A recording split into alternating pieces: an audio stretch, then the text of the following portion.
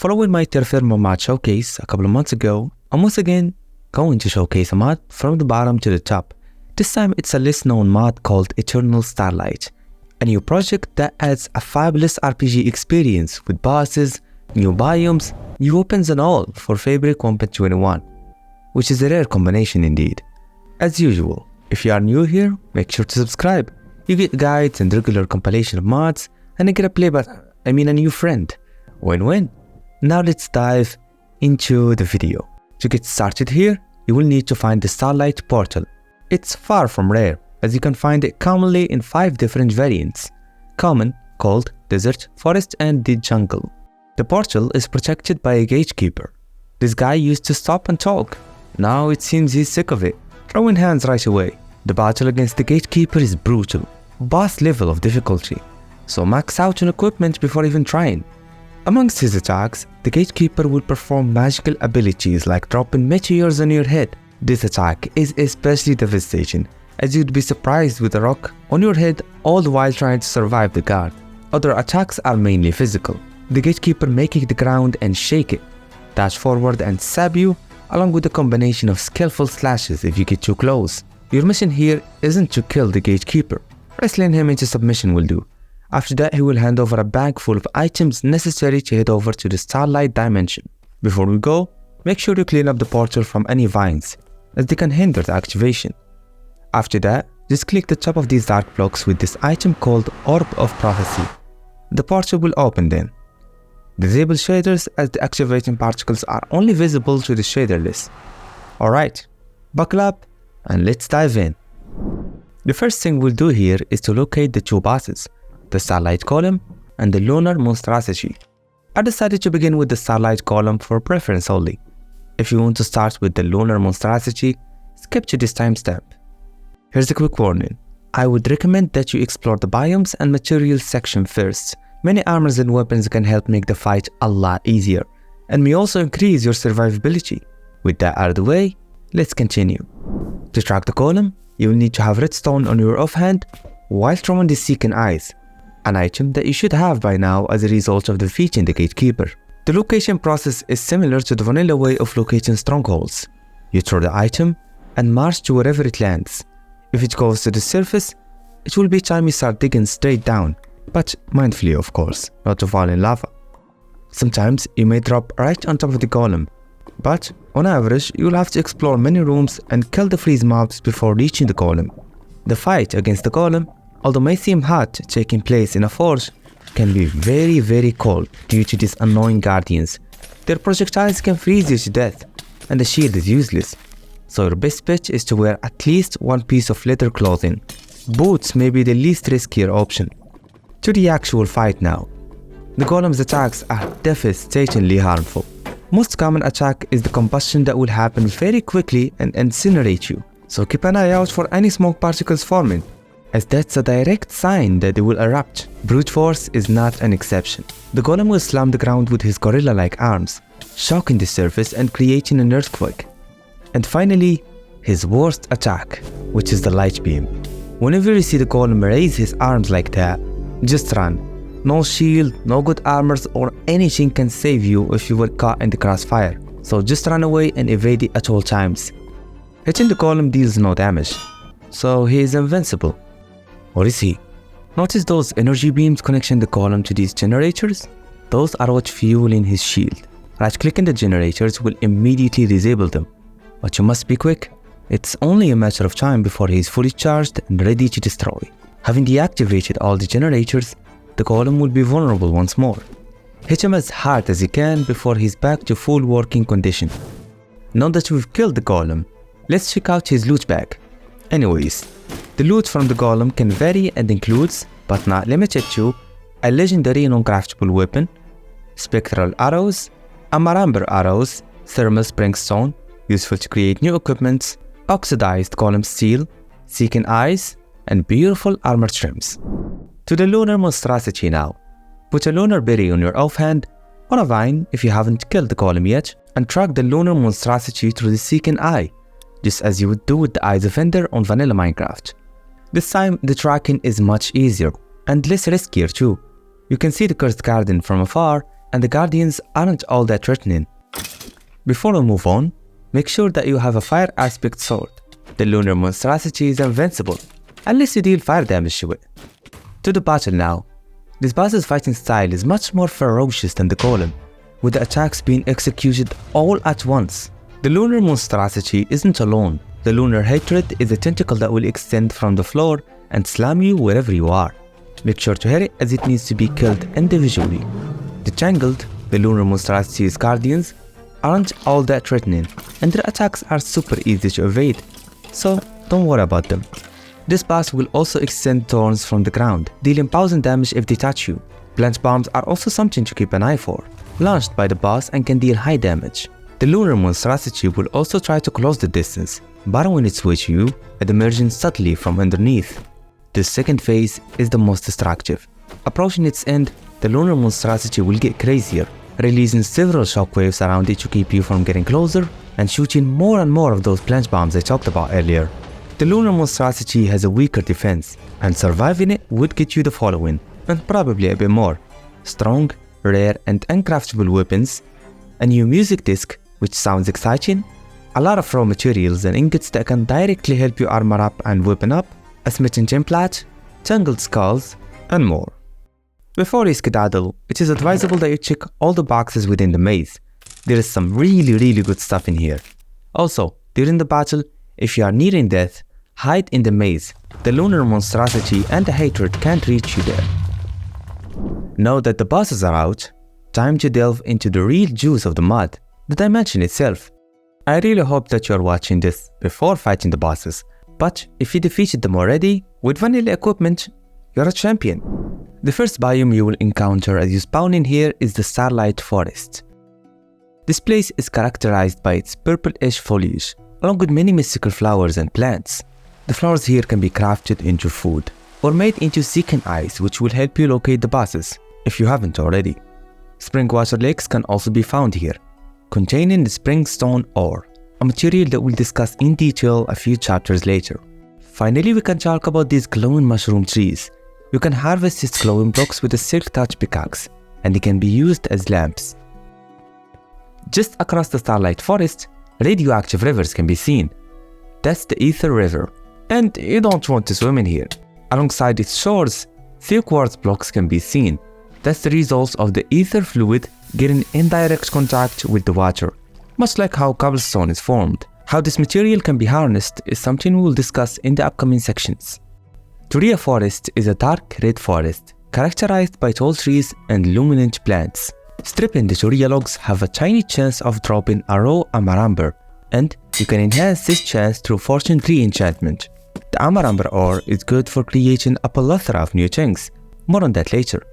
The crystallized desert is a wasteland with nothing but crystals, hence the name. The crystals are essential. They can be used in crafting new weapons, and even in crafting the Orb of Prophecy. They are also essential for casting spells, so harvest as much of them as possible. Dyes can also be crafted using the flowers here. To one flower in particular, the Thorn Bloom, can be useful in crafting a unique type of crystals, and the same is true for this lunar cactus. The sand here, much like vanilla sand, can be shaped into tough and more aesthetic variants, those you can utilize for building. Finally, springstone lakes are also common here. And again, the details of the springstone materials will be talked about on later chapters, so stick around. Next, there is the Dark Swamp, a biome similar to the vanilla mangrove biomes, only tinted with a purple color instead. Swamp silver is a new material that you can get from this biome. It can be made into different new types of equipment and items. The building blocks that you can get from the trees here are fabulous. They can make for incredible swamp hats and other building designs. The Scarlet Forest isn't that important to the lore of the mod, but offers a few flowers like the Aureate flower, which can be used to craft suspicious stews and dyes. The biome is all red, hence the name, and on top of the trees you'll notice cobwebs, indicating the residence of this place. The Starlight Permafrost is a freezing cold biome. It too features beautiful glowing flowers, tall trees, and fallen logs as well. The real value of the Permafrost biome is the surface below it. Glassite is a new material that can only be found on the caves below the Permafrost biome. These shards can be crafted into new armors and weapons. They can also be used to create frozen bombs. The Abyss is the equivalent of the Mariana Trench for the Starlight dimension. This biome hosts some luminous blocks which can be used to craft crystals, so they are very valuable for the lure the mod.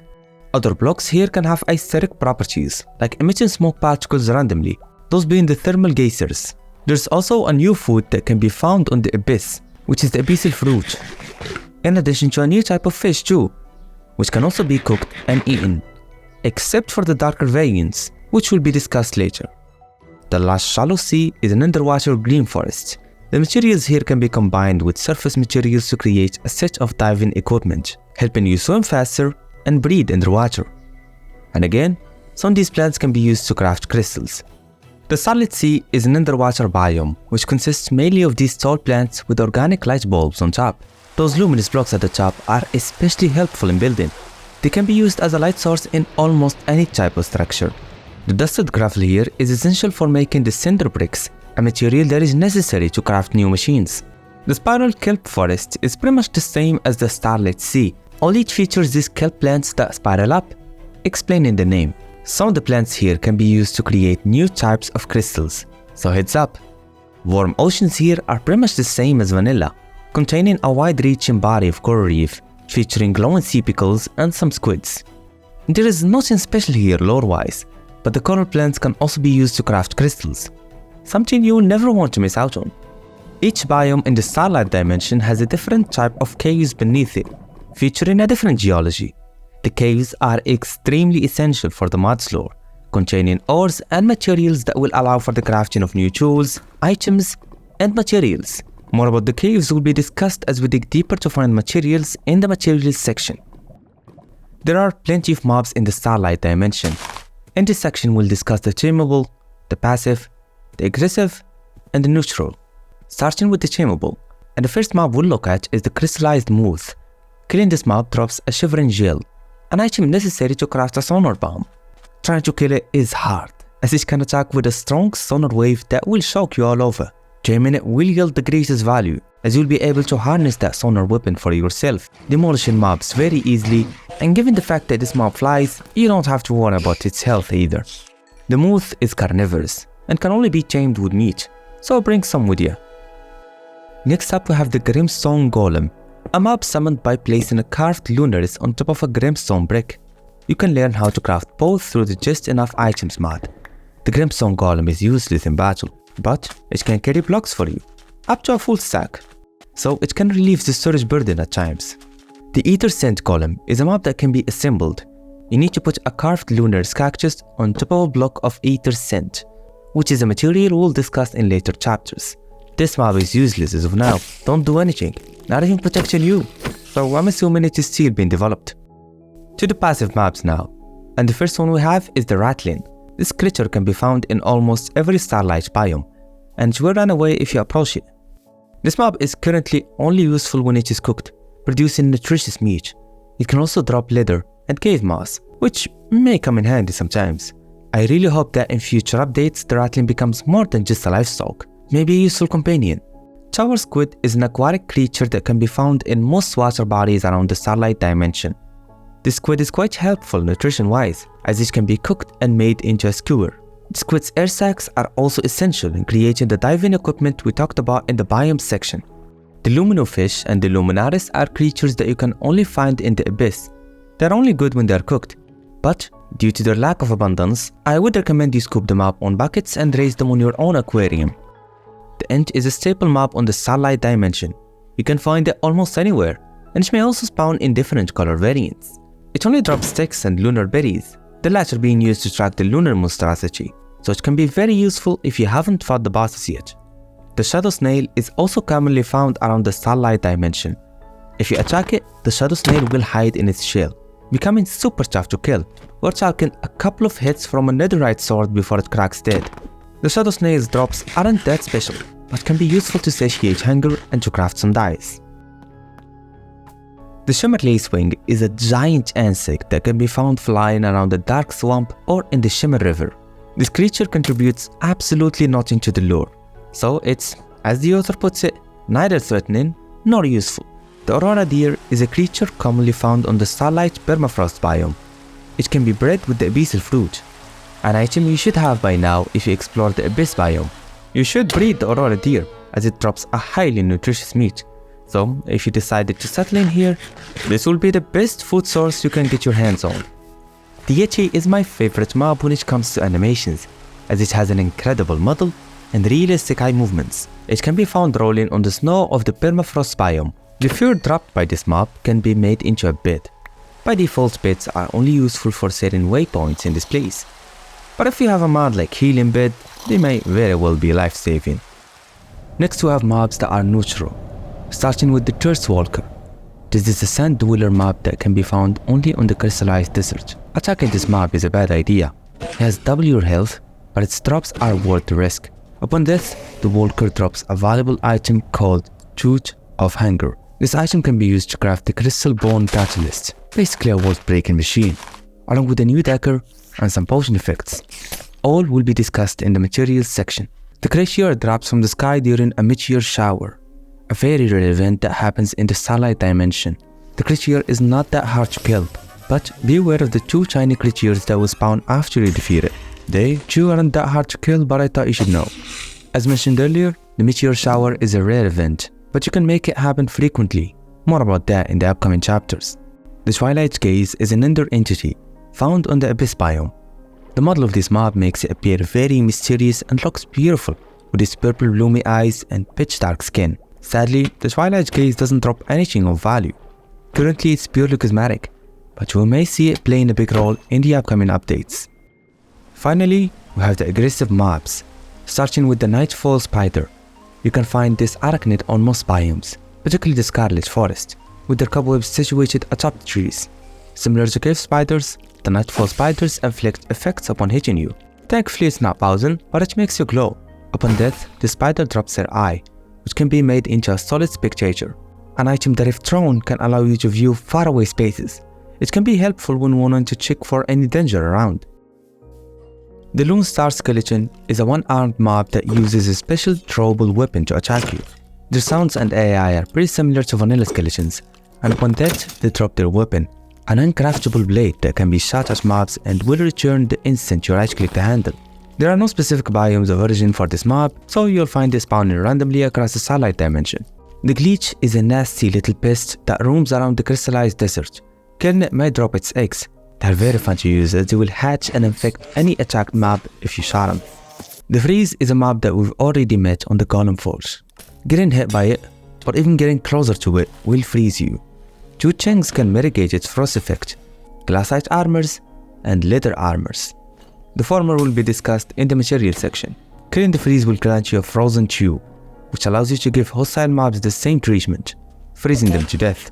This item is uncraftable, but given the fact that there is a couple of free spawners on the Golem Forge, farming the frozen tube won't be an issue. And finally, we have the Tangled, a mob we've also met before during the fight against the Lunar Monstrosity. This mob can be found most commonly in the Starlight Forest. Its attacks are similar to zombies, approaching and slamming with its arms. However, the Tangled can inflict poison effect, so be careful. You'll also want to be even more careful as you kill it, as it has a chance of spawning a Tangled skull that will target you and explode on your face. Quickly destroying this skull before exploding can grant it as a usable weapon, being able to launch it at mobs. Approaching the end, we'll explore the various materials you can get from the Starlight dimension. The Ether Scent is a material obtained from killing the creature or the mini creatures during a meteor shower. The Ether Scent can be used to craft armors. Those are very powerful as they can unfold a meteor shower each time you are damaged, demolishing mobs with fallen rocks in the process. The material can also be forged into a new arrow and a new bow to shoot it with. The arrow will shatter upon contact and deal collective damage, while the bow has a chance of spawning meteor showers. The Ether Scent also includes fabulous pinkish building blocks. It may also be used to create an Ether Strike rocket, which you can use each time you want to harvest more Ether Scent, as it summons a meteor shower, the type that spawns the creature mob. Swamp Silver is scarcely found on the ponds over at the Dark Swamp biome. The Swamp Silver armors are comparable to iron armors, though are quite lighter. So light they will give you a speed boost. These armors are also very protective health-wise, warding off certain negative effects. Despite their lightweight, the Swamp Silver armors are quite tough and knockback resistant. A very awesome weapon can also be made from this material, which is the Crescent Spear. that will require 2 items that are only obtained after defeating the Lunar Monstrosity. The Crescent Spear has the Riptide ability of the Trident, but at all times, so no need for Thunderstorms. Swamp Silver tools and weapons are pretty ordinary, but they can be a little more efficient than Iron Vanilla tools. Springstone is a material that can be used to create the thermal Springstone armors. Those are heat resistant and thus decrease your fire damage. They can also combust mobs too, so it's good defensively and offensively as well. Thermal swords are extremely lethal, burning mobs upon damage, and the combustion here lasts longer than even fire aspect 2. The thermal Springstone can also create an exclusive piece of weaponry called the Hammer. It deals a crazy 10 damage points, but is balanced through a slower attacking speed. This material also features blazing building blocks. Those can be excellent if you are willing to construct a cathedral in the Nether. The rest of the tools are good too, but they don't offer anything beyond their basic use, and are less durable than diamond and netherite, so they're not worth the effort. Sea Quartz Shard is a material that can be harvested from a geode, just like amethyst crystals. These geodes aren't too common though. Sea Quartz arrows will shatter upon impact, just like the Ether Scent arrows, dealing group damage in the process. These shards may also be used to create the baddest looking armors, those being the Alchemist armor set. Those not only look the best, but they also provide Radix properties, protecting you from the radiation of the Ether River. These armors will also increase how far you throw potions effects. As you can see here, it's almost double the distance. Amaramber is a raw material that can only be obtained through stripping to real looks. The Amaramber armors only included the helmet and the chestplate, quite weaker than the vanilla iron armors. However, the helmet in particular can be used to create air sac masks, helping you breathe underwater. Amaramber is also one of the few materials that can create spears, which is a two-handed fast weapon. There's also a small chance that a Lone Star skeleton will drop it. Steel is a very rare material, being an alloy that can only be obtained as a reward for defeating the Starlight Golem. You will actually be getting an oxidized variant that requires heat to form a usable steel ingot. Steel is one of the few materials that can create skites. The steel skite is very strong, yet relatively fast and has a wider range of attack, allowing you to sweep damage many mobs at once. The Moonring Greatsword is even stronger, though slower, but what makes it unique is its ability to block attacks. So it's a shield and a sword in one piece. The Wilted Crossbow is a unique weapon that doesn't even require aiming at any mobs. Just shoot it a little above any group of mobs, and the arrow will poison any mob on its path. Glassite is a material that can be used to create freeze-resistant armors. These materials are obtained from a giant glassite crystal over at the Permafrost Caves. The crystal itself is hard to find, but once you do, it will provide you with enough glassite shards for a lifetime. The only issue with the glassite armor is the extremely low durability, almost as if you are wearing glass armors, which is more or less true. Given the anti-freeze properties of the glassite armors, they can be plenty helpful when fighting the freeze mob during the Golem boss fight. Glassite is the only material that can create shields. Very strong shields too, as they can freeze the attacking mobs to death. This is also a material capable of forging skites. Just as fast, just as strong, and will freeze mobs, so they are a big deal. Pewter glassite tools are particularly worthless for day-to-day activities, as their durability makes them a waste of resources. So I would recommend spending your glassite only on the tools and armors I mentioned before. Tooth of Hunger isn't particularly a raw material. It is instead an item you get from killing the Thirst Walker. This tooth can be sharpened into a hungry dagger, and it sure is hungry. Feed it enough victims and it will take care of your hunger for you and even increase your attacking speed and damage. Neglect its hunger and... how shall I put this? Ah yes, it will eat you alive. This tooth may also be used to brew potion effects which will make mobs hungry. I see it most useful if you are trying to deliberately drain your hunger for a big meal. Malorite is an ore that you can find on most cave types on the Starlight dimension. It can produce unique and fast weapons, but sadly no armors. The Malorite arrows can inflict poison effect, so they're very useful. Pungency fruit is a plant that you can find growing naturally on the Dark Swamp. You can snatch it and eat it, though it may upset your stomach, so be careful. Pungency fruit is unique because you can smear it with the previously mentioned Malorite spear to create a new type with a Pungency fruit chip. This upgraded weapon can nauseate and poison enemies, giving purpose to both the Pungency fruit and the Malorite material. This fruit can also be mixed with Malorite once more to create a cheer bomb, causing nausea and a cheery effect. which is exclusive to this mod. Finally, we can talk about the Silver Pungency Fruit, an upgraded version of this fruit which is possible through mixing it with the Swamp Silver material. This fruit is very special as it can inhibit pain, so be careful. All that pain will be brought back later, sometimes in lethal doses, so be mindful about it nonetheless. Pungency fruit can be farmed exactly the same way as vanilla crops, so it can be replenished very easily. Saltpeter is the most common material on the Starlight caves. It can be used to create a matchbox, which is basically flint and steel. In addition, it is an excellent burnable fuel, combusting 8 items per piece, so a stack will last for a very long time. A sulfite is less than common, but can be found on all cave types. It can be used to create very useful items from frozen bombs to ether strike rockets to cinder bricks, which are essential to make this nuclear device also called crystal-borne catalyst. So yeah, pretty important ore to collect. Lastly, we have a collection of tools and weapons that are not recreational, starting with the Wand of Teleportation. It is dropped by the Lunar Monstrosity and will create an energy field around you which will severely damage any mobs on contact. The Moonring Bow is a weapon that will summon thorns from the ground upon shooting. The thorns will deal continuous damage to the mobs that touch it. Shattered Sword is a weapon that rarely drops from the Lone Star Skeleton. It has a detachable blade that works like a loyalty enchanted trident. Hits the mobs and come back. Only you need to right click the handle for it to come back. And finally, the Energy Sword. Originally the Gatekeeper's sword, but no matter how many times I defeated him, the Gatekeeper did not drop it. So I'm assuming there is another way to get it. I apologize, but I couldn't figure out how. If the author is watching, please enlighten us. Finally, we'll be talking about spells, and they can be crazy, believe me. The only spell that is currently fully working is the Blazing Beam. To get it, you will first need to kill the Starlight Golem. After that, you will be granted the Blazing Beam Crest. Crystals are also essential. You will want to craft this crystal called the Blazing Crystal, which will work as fuel for the spell to ignite. Just keep it on your inventory, that is. Key bending is also something you want to be aware of. By default, you can swap spells with Itch, but you can rebend it if it's not suitable for you. With the Orb of Prophecy in your main hand, the Blazing Beam spell will be selected. From there, you simply right click and wait for it to charge up, before it releases the Golem's deadly laser beam attack. This beam can destroy any mob no matter the strength, so I'm grateful it is the only working spell as of now. I tried other spells, but they seem to not function, not as intended at least. But go and try the Fabric version instead. Maybe that will work. The specifics about how to obtain their crests are not available as well, but crystals should be relatively easy to make. Oh crap, where's the portal? How am I gonna go back? Relax.